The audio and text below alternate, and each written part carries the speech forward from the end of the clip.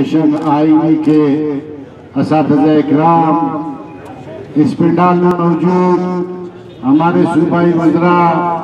M P صاحبان، مختلف سیاسی پارٹیوں سے تعلق رکھنے والے سیاسی کارکنان،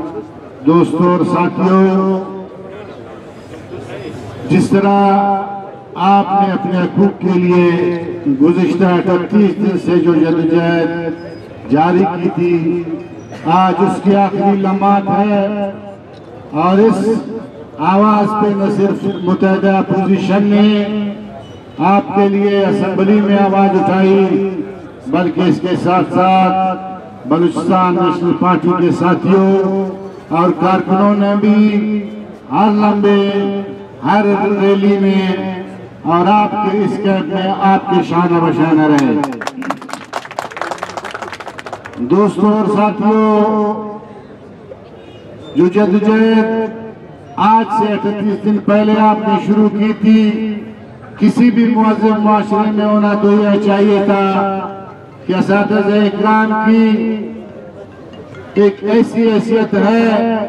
جو اس معاشرے میں عام کا درجہ رکھتی ہے، ان کو ان روڈوں پر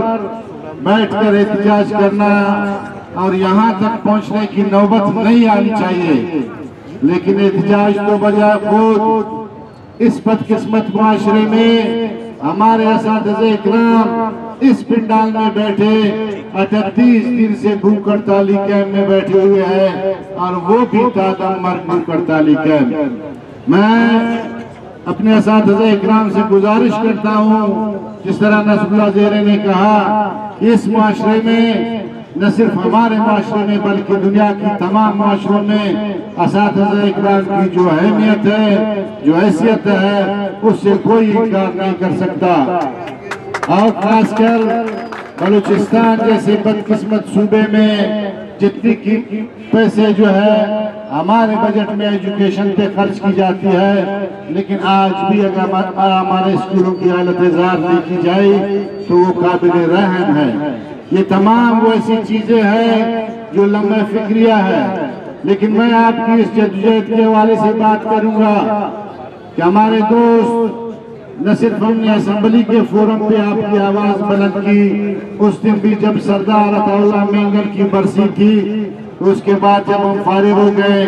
ہمارے دوستوں نے کہا کہ گورنمنٹ ٹیچر ایسوسیشن آئینے کے دوست اپنے مطالبات کے لیے آپ لوگوں سے ملنا چاہتے ہیں، تو میں نے اسی وقت ان کو کہا کہ آپ وزیر اعلیٰ تشریف لائیں، ہماری متحدہ اپوزیشن کے ساتھ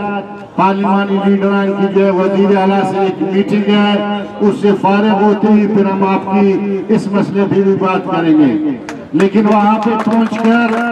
ہم نے اپنے مسئلے پارلیمانی دوستوں کو، جو سیلاب پہ ہم نے اس دن کوئی بات کرنی تھی، اس کے پس